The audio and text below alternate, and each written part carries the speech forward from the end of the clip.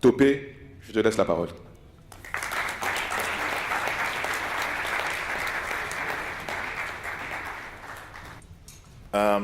Good morning, everybody, and it is very good, and it is an honor to be here this morning. The theme of my discussion today is developing an African brand. Now, what is an African brand? As we all know, Africa has an image which is perceived by different people in different ways. If you look at the Irish Times map of Africa, this is the perception. The good thing about it is the Sahara is the biggest there, which is what I represent. For most people, one of the interesting ones I'll tell you is where you have the light blue one, which is Brad. That actually represents the Malawi area, where you have Brad Pitt and, of course, Angelina doing all the magic they did and all the adoption. So when people say Africa, you're thinking of Brad Pitt. In South Africa, you're thinking of Kilimanjaro, or you're thinking of Lesotho. Then, of course, a lot of people think Brazil is in Africa. Yes, they do. And, of course, when you hear of Somalia, Ethiopia, Djibouti, all you think about are those signs, the hieroglyphics and all the others. Ghana, we all know the Gold Coast, Morocco. Now, that is the perception in terms of the map.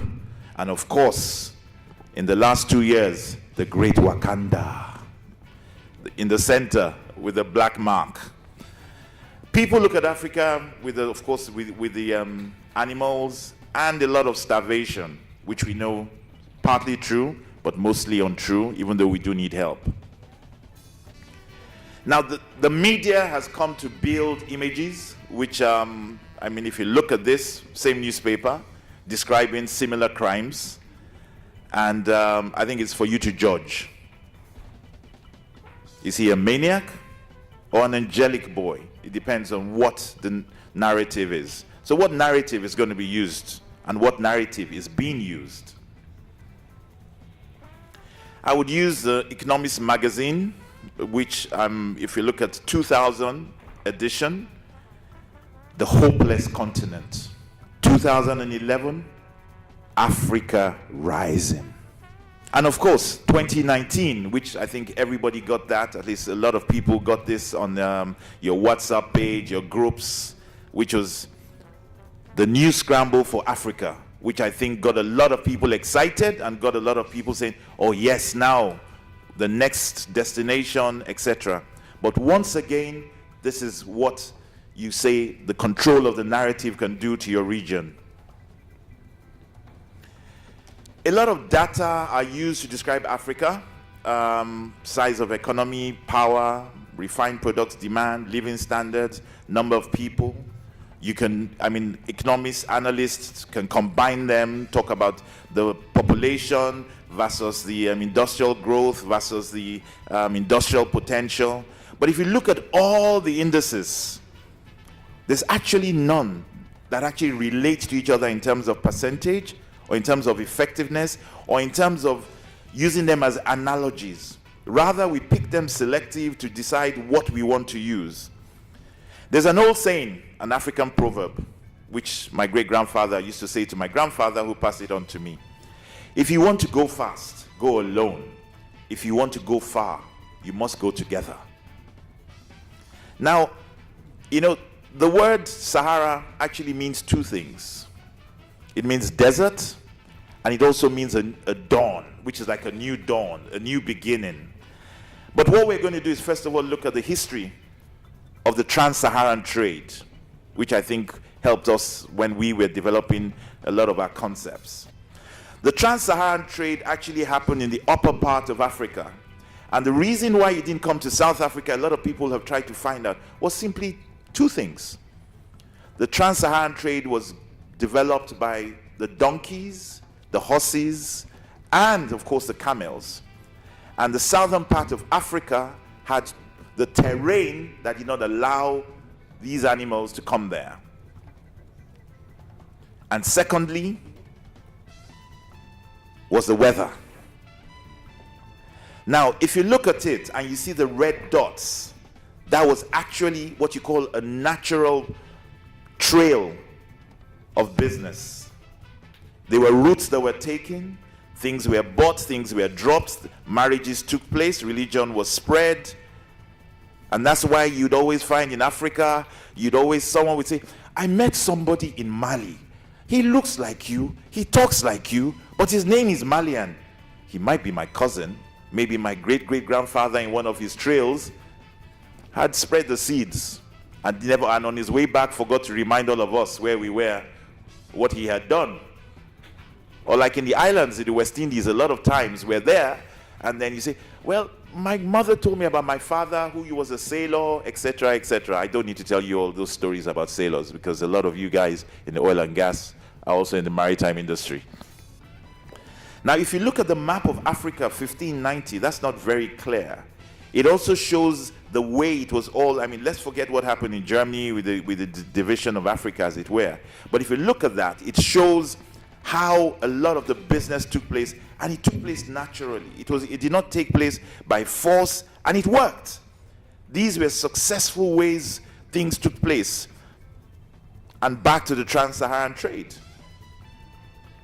Now, these systems brought about integration, they brought about commerce, and they brought about common, what you call common currency, and also symbiosis. And based on that, I think it leveraged on a lot of local expertise where specialization took place and it was shared where it had to be. So people maximize their countries and they optimize the region. Now, what did it do? It brought about the emergence of urban centers, growth of kingdoms and empires, wealth creation, larger markets, exchange of information, introduction of tools which were used both for agriculture and as weapons, improved regional transportation because there were routes which people followed. If you had problems here, the caravan ahead will tell you, don't worry, there's one behind, etc., etc. In Africa, we need to start to talk about unification. Yesterday, there was a lot of talk. I mean, a lot of the professionals and the technical guys talked about AFRI4, AFRI5, AFRI6, where we're coming from, where we are, where we need to go. But there was a very good question which came from my colleague who had worked in INSER and now works in Gabon. And he said, we have not yet achieved AFRI4. Why are we planning for AFRI6? Whilst I would say there's half truth in that, there's also the realization that you must always plan for the future, even if you're still planning in the present. Because a lot of times, things you're going to do today are going to influence the things ahead, and the things you're planning ahead are also going to influence the things you're doing today. So whilst I agree with him, we must also do both every time, because if you're living for today, there's no tomorrow in terms of being prepared for that. If you look at the map there, the light blue, which obviously has conflicting missing data, is mostly North America and Russia. But if you look at the other colors, and let's just focus even on Africa, we're talking here in terms of sulfur limits for gas oil and the source, I mean, like what we've come to realize. And David, thank you for all the correction for the sources earlier. You would see over here, we have the green 50 to 500 ppm. You have the 15 to 50. And you can see the colors in Africa. It actually reminds me of the way we describe South Africa, the rainbow country. I think Africa should, in terms of ppm, should be the rainbow continent. Because that's what we have here. And what does that bring about? Chaos. Lack of unitization, lack of economies of scale, inefficiencies, etc. But let me add to this, because beyond talking about quality of products, we all know in terms of product refining, product sales, product distribution, you also have the main issue, which today our bankers are all here, currency. In West Africa, we talked about the echo. We're still talking about the echo. We talk about opening LCs, and we talk about the currency risk, devaluation. We talk about taking positions. We talk about the banks asking us, how do we hedge on this? What are the issues? These are problems that will never be resolved unless there's some form of unity, unless there's some form of coming together and getting common grounds and common currencies and de-risking all those issues. Because otherwise, dollar, euro, CFA, naira, whatever we're dealing with, you hedge one. It reminds me of this. I remember being younger, and when we had to place a call to, say, Ghana, from Nigeria, you would first call the operator in London, who would connect you with the operator in Accra, who would say, hold on, connect back to the operator in London, who would then remind you after 30 minutes of waiting in the booth to speak to the guy in London. And 2 minutes later, when the phone cuts, you're like, you start that 30-minute process again. We need interconnectivity. Now, very quickly, if you look at the jet fuel, you can see it's standard. The jet fuel, the standards are the same. Why? It's European standards. We all use the same jet. As earlier said by a speaker yesterday, what is jet? Jet is kerosene, which is well treated. But they're standards. Slight changes every now and then, freezing points based on the environment. Now, if you look at this, I mean, I'm not going to bore you with what you already all know here so well, and a lot of speakers more intelligent than I am have discussed the IMO and the standards. So, but if you look at that, it's pretty well known to all of you. The global cap, the ECA cap, and of course we're still struggling with the AFRI 4. Now, we spoke about this earlier, so I guess once again, what we are looking forward to in this standardization is the following. What we have in this hall today, extremely intelligent people. What we lack, extremely political people.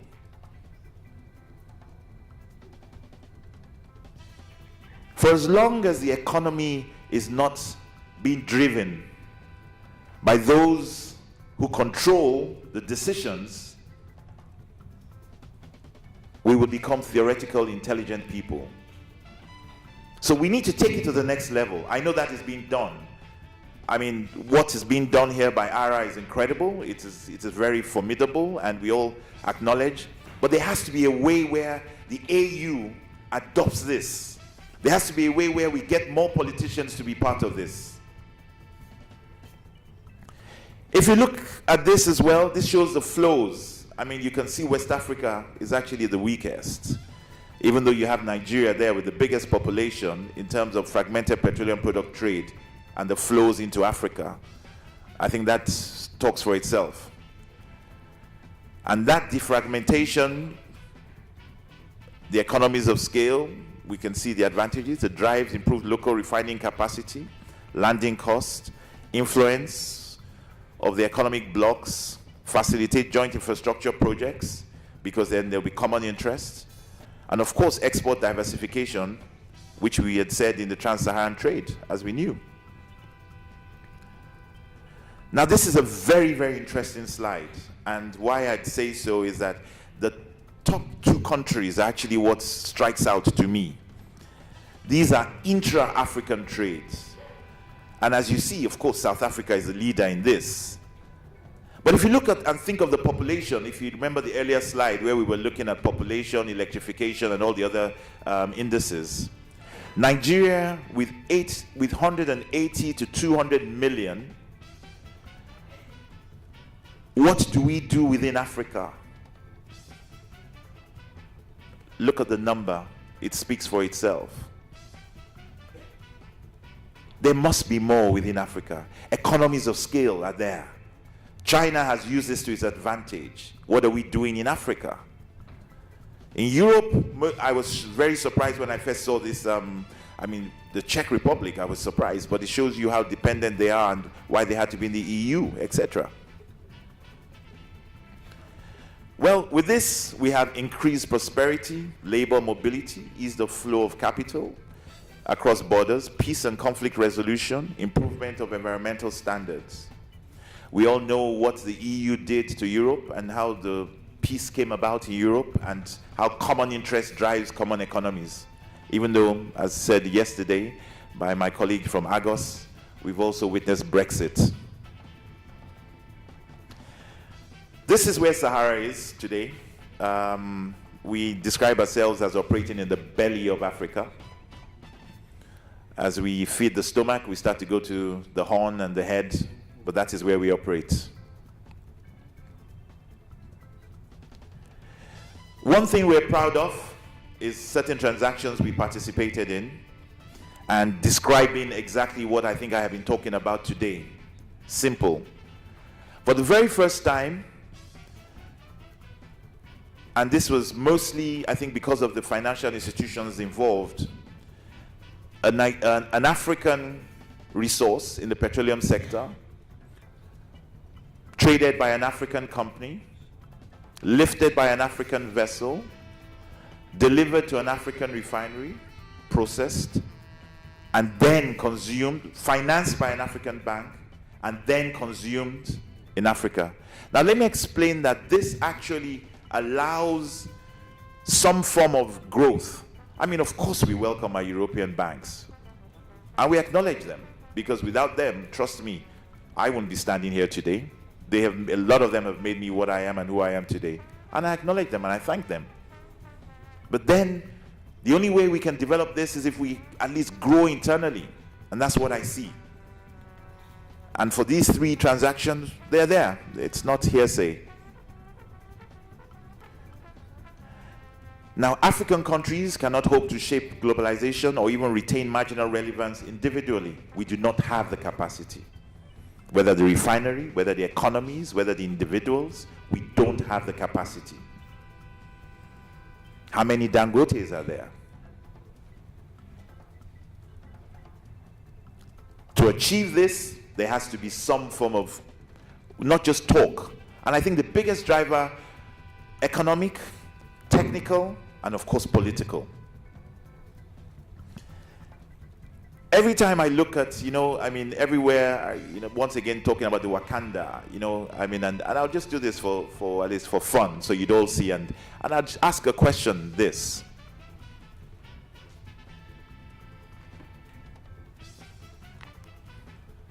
What mask would you prefer for Africa? The Wakanda mask, remember, the movie was shot in Atlanta with only about 7% aerial coverage of Africa and some Asian countries? Or would you prefer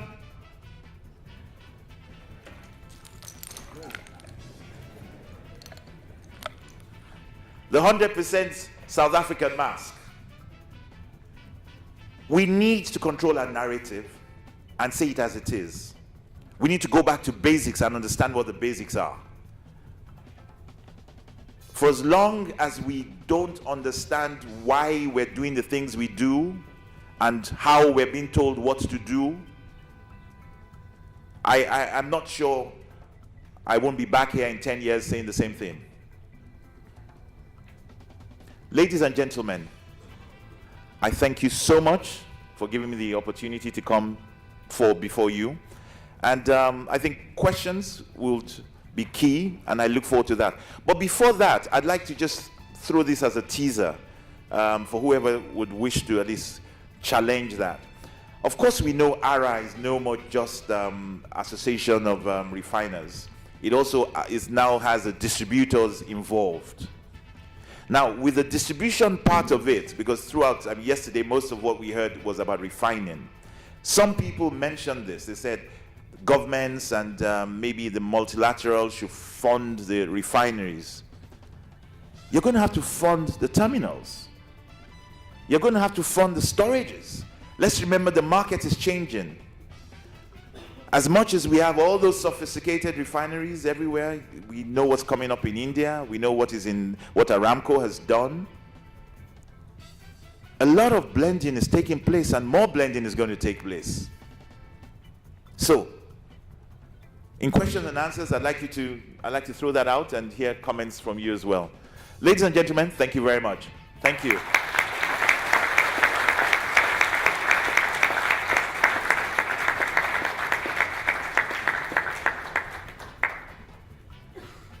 Thank you, Tope. We've got, ladies and gentlemen, we've got about 10 minutes or so of questions for our speaker, Tope. Thank you very much. My name is Davison from Tazama in Zambia. I just wanted to find out from your perspective, how much do you think colonialism has impacted on our ability to be able to interact amongst ourselves, and what do you think it would take for us to overcome those barriers and be able to build an African brand? I take a different view in terms of colonialism. I actually use the word education. I'm not going to say we were all not colonized in Africa. Yes, we were. But my view is always that of, let us use the past to empower ourselves. Let us use education to strengthen ourselves. And let us use both of them, which includes your spirit and your knowledge, to take things further. In terms of impact, all that has happened is, I have a very, very, very troublesome 18-year-old. And the first thing he tells me almost every morning is that, I'm not going to be like you. Now, that rebel in him, sometimes I call him a rebel without a cause. But the reality is this, I've come to learn something. I don't want him to be like me. All I want to do is just correct him for the mistakes he made or I made, and hopefully guide him, because he can never be me. My sentiments, my thoughts, everything around me is not the same thing around him. And why I'm using this as an analogy is simply what happened then influenced a lot of things, because let's also remember, whereby there were a lot of horrible things, there were some good things. Some, I use the word some. But moving forward, we need to use that as a stepping stone rather than as an excuse. We need to use that as a way to say to ourselves, we have a point to prove. But more than anything, we need to educate ourselves and design what works best for us. China did it. They stepped back. 20, 30 years ago, if you said made in China, it simply meant one thing: fake. We all said made in Korea, fake. Today, what percentage of goods are made in China? Everything. More than 2/3 of the world's goods are all made in China. Nobody says fake again. It's a state of mind. It is determining what you want your future to be and taking the narrative and actually then living it through. So I think our past is the past. We can't change it. Our present is where we are. Our future is what we can use our strength and our education and our cumulative, collective, individual strengths to at least change. I hope I've answered the question. Bonjour, Kabirou Zakari, je viens du ministère du pétrole du Niger. Donc j'ai une question et un appel. La question est, en juillet, normalement à Niamey, l'Union africaine va adopter la zone de libre-échange continentale. Je voulais savoir si cette initiative s'inscrit dans la vision que vous venez d'exposer. L'appel que j'ai à lancer est que le Niger est constitué à le 2/3 du territoire est occupé par le Sahara. Pourquoi vous n'êtes pas présent au Niger? Merci.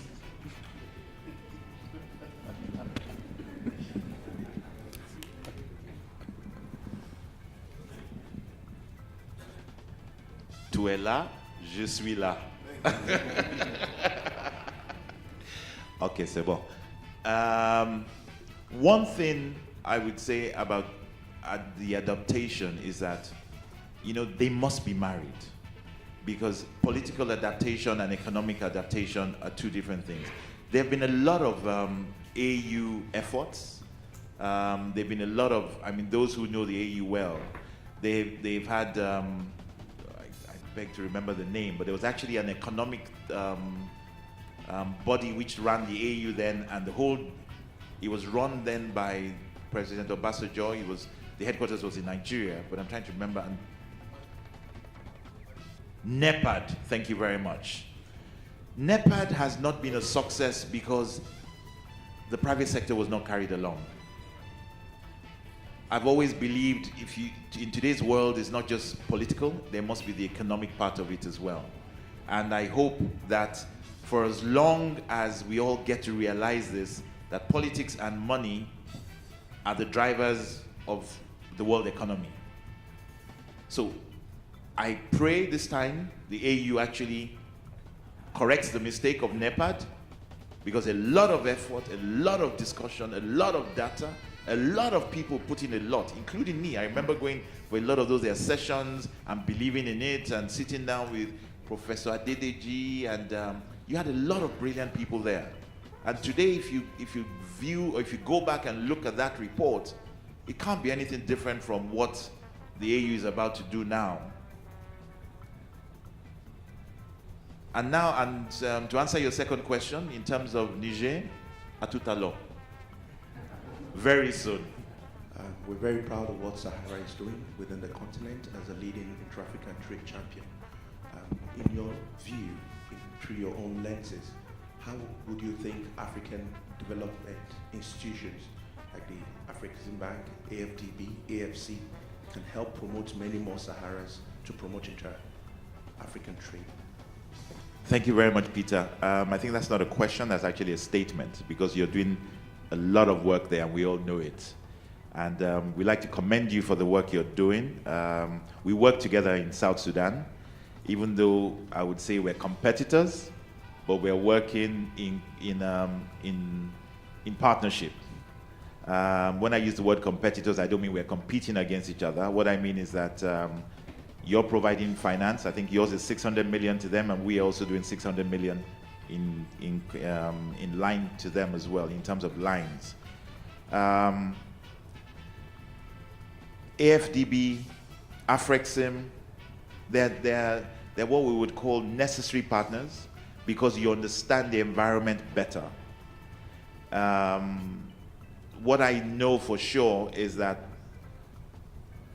to get to more Saharas, you're going to have to deeper. I'm not going to claim any ownership of wisdom. I'm not going to claim any ownership of success, because a lot of things we have become today is based on our African heritage. It's also based on a lot of hard work, and trust me, a lot of people who have put in their blood and everything into it. But the African heritage, in terms of we do not just go and provide a service, we go and provide what we call sustainable service. But that is not always recognized. So for you guys, you need to go deeper and take more and grab more companies down there. It is not only the companies that manage to come up that you look at, but the issue is that with your risk department, agree to do that. So that's a question I will send or pass over to you. Because the biggest problem in African trade today is finance. That's the biggest problem. Let's tell the truth. There are a lot of people with brilliant ideas, but they cannot get the finance or at the right rates. So you need to, I mean, I don't believe in subsidies. I believe in temporary subsidies to allow the environment to be stimulated, but permanent subsidies, I've never believed in them because they're not sustainable. And I believe in sustainability. So I'm not saying that, oh, they should help SMEs and fund them, but I'm saying you need to go down there. Sometimes the most valuable, like we always say, gold is never found shining. It's always full of dirt and a lot of things. So are you ready to shine some of the dirt off and discover the real gold? The choice is yours, but that is the way. Thank you so much. My name is Tadesse. I'm from Ethiopia. I was very much excited about your African brand, but there are so many challenges behind. We have a new leader in Ethiopia who thinks like yourself, trying to bring together the regional states together. But he's trying hard even to get his own people around him. We are going back to history, talking about our own individual identity, where we come from. You are talking about African brand. I don't even think of regional brand. That is a challenge. How our leaders at the AU level could bring together Africa so that we have African brand. That is a miracle that really people like yourself, be it economically or politically, could join hands to create some kind of understanding continentally that we are all together, we can be strong together. That is a concept which is not really coming strong. I understand and appreciate your views. Thank you. Thank you very much, sir. And it's good to see you again. I remember the last time we met was in Morocco.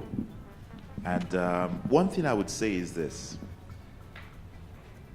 Everybody can talk about a brand, whether European, Asian, but one thing that brings the brands together is common interest.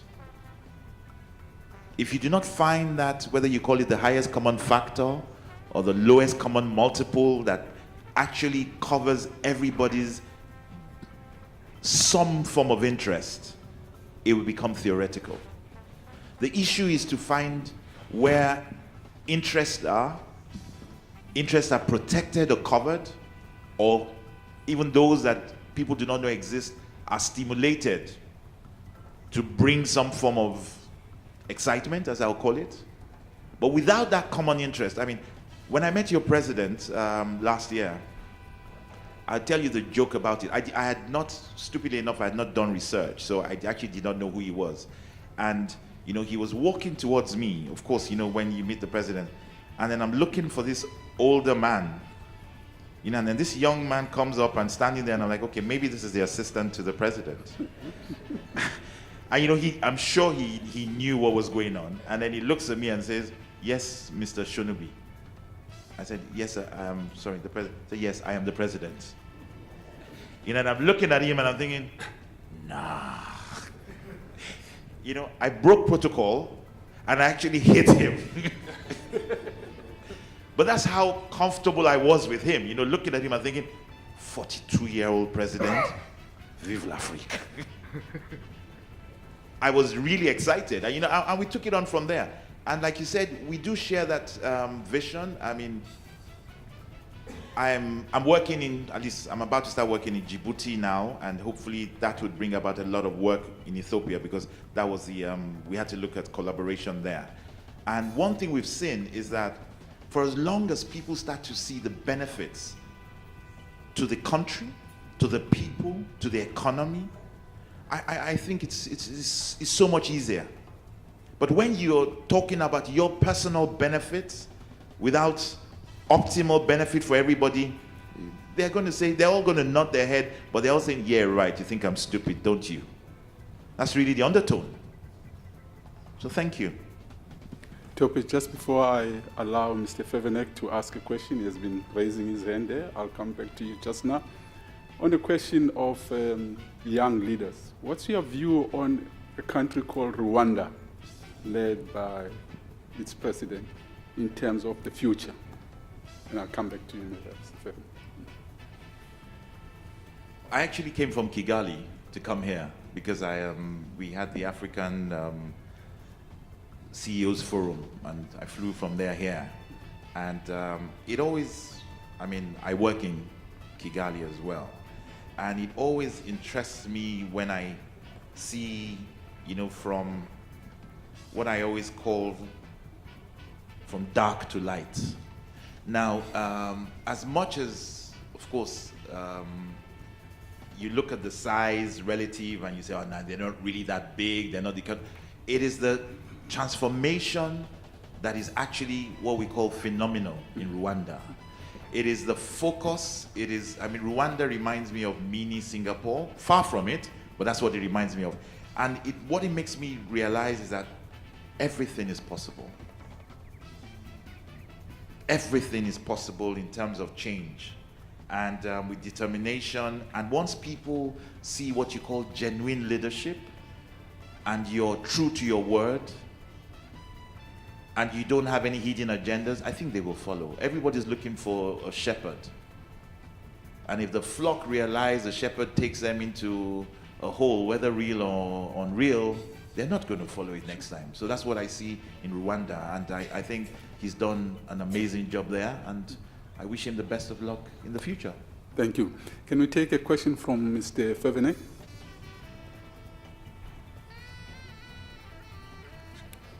Bonjour, Jean-Pierre Prévenec. Merci beaucoup tout d'abord pour votre présentation. Il m'a donné une vue nouvelle et très élargie de l'Afrique. Vous avez élargi les cerveaux ce matin et je crois que c'était une très bonne chose. Ma question vient à tous les obstacles que vous avez mentionnés pour les échanges à l'intérieur de l'Afrique. J'en prendrai un qui me concerne un tout petit peu indirectement, c'est le franc CFA.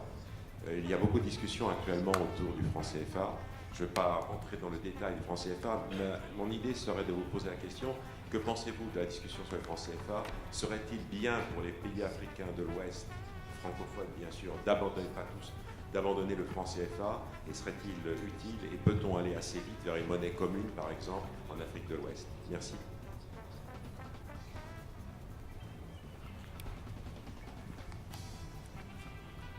My personal, as usual, I would talk about my personal interest. And I would look at it from what I see as an operational interest, as it will make things or it will make operations in Africa easier.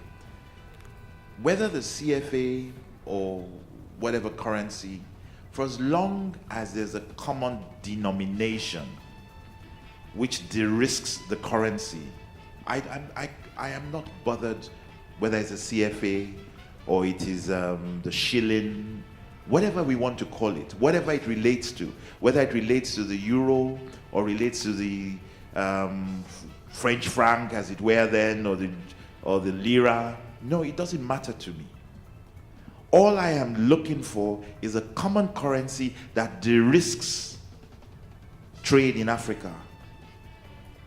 If we decide we're going to adopt the dollar and the central banks in Africa decide that is what they're going to pick, c'est la vie. So it is not the actual currency that is the issue. It's just the commonness of the currency to allow free trade or to allow the de-risking of that aspect. The first thing the bank asks, if you want to do a transaction, due diligence on the company. Then currency risk in Africa. In Europe, nobody asks about currency risk. It doesn't exist. So it's not the currency or the CFA or how it relates to anything that matters to me. It's just the commonness of the currency. I hope that answers your question. Thank you. Ladies and gentlemen, we're really running out of time. What I'm going to ask you is just, I saw 3 people raising hands. I'll ask you to ask short, brief questions so that we can give our next speaker a chance to come on the podium as well. Please, a short, Mark, and gentleman over here, and yourself. And make it short, and I'll ask them to ask the 3 questions consecutively. Hello. Hello. Hello. Yeah. Tope, first of all, thank you very much for the recognition. It's much appreciated, and of my team. I want to add a little contribution to your African brand. For 37 years, I live in London, but for 37 years I've lived a lot of my time in Switzerland. Switzerland is an interesting example to compare with Africa. Of course, Africa is more complicated. It's a country of 26 cantons that are extremely independent. It has 4 languages. People in the East can't necessarily speak very easily to people in the West. Politically, it's a miracle that it survives. I read a wonderful study about it a while ago that said, why do the people of Switzerland stay together? Why don't the Germans break off and join Germany and the French join France? And you know what the conclusion of this study was? that the Swiss sort of see it as a brand of which they're very proud to belong to. It's the pride in their brand that keeps them together, and it's a fantastic place. Africa might try to model itself on that. Mr. Tope, thanks for one of the most inspiring speeches I've heard at ARA in so many years. I have migrated from the world of European banking to that of African banking, just to make sure we can keep on supporting your business for the years to come. Ever since we started coming to ARA, international banks were a key component, and actually there was a big French bank's name on the panel just behind you, which has been replaced by other oil companies. And so much as you have been inspiring most of your peers in Africa, can you please do something to try to continue inspiring European banks to support African business? Thank you. Our last question.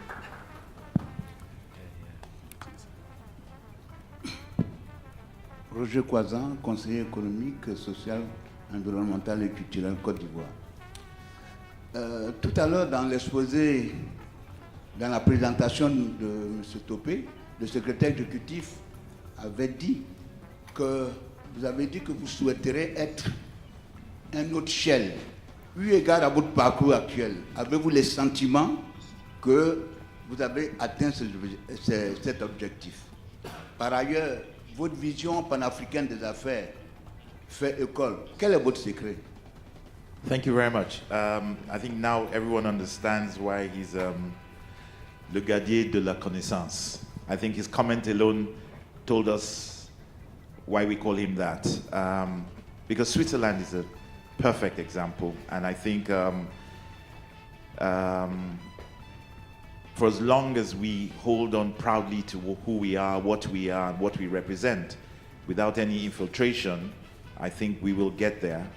For as long as the principles that bring us together are the principles that drive us, I think we will definitely get there. So thank you very much for that analogy, Mark. Now, secondly, Monsieur Guillaume Lenat, funny enough, we all have slangs for different people. I actually call him Roi d'Afrique, which is King of Africa.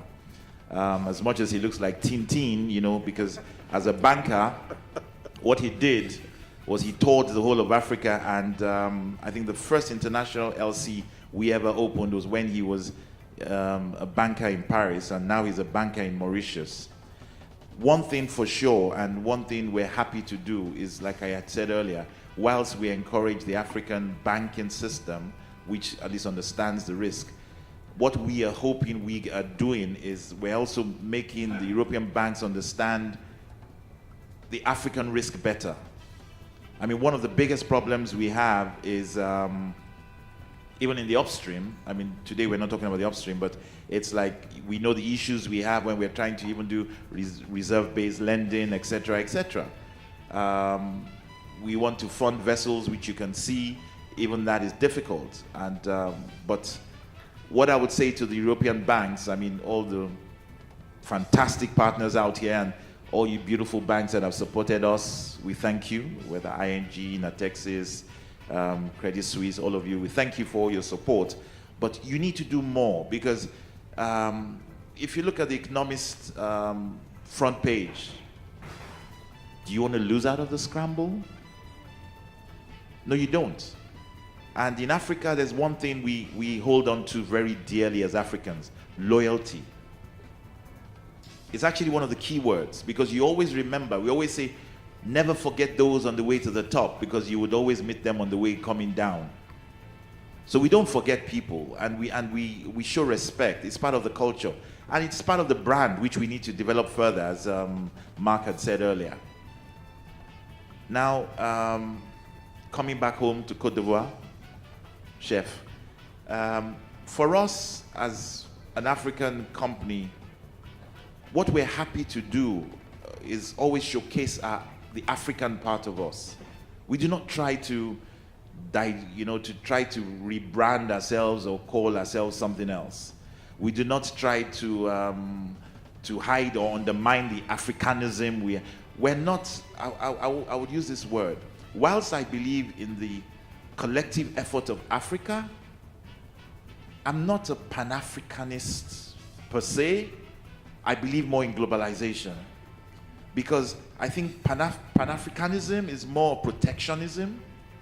I don't believe in subsidies. I don't believe in, yes, you can protect for a while to stimulate the market, but it is not sustainable. And everyone who has done it has failed. You can do it for it's like when you say you want to start off a company, you can say, okay, the company is in startup process, but after that, it has to have a life of its own. The same thing with protectionism.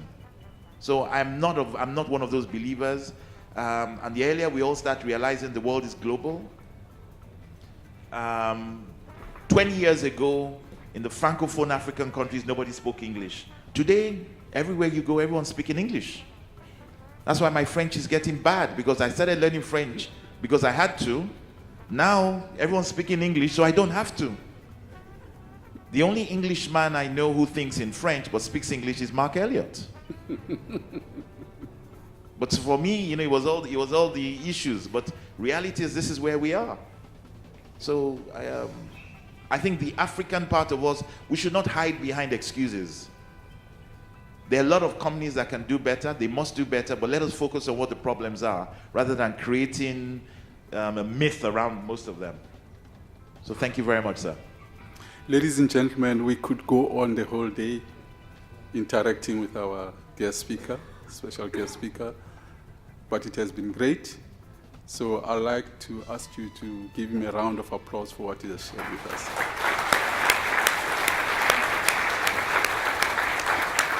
Very much. Thank you.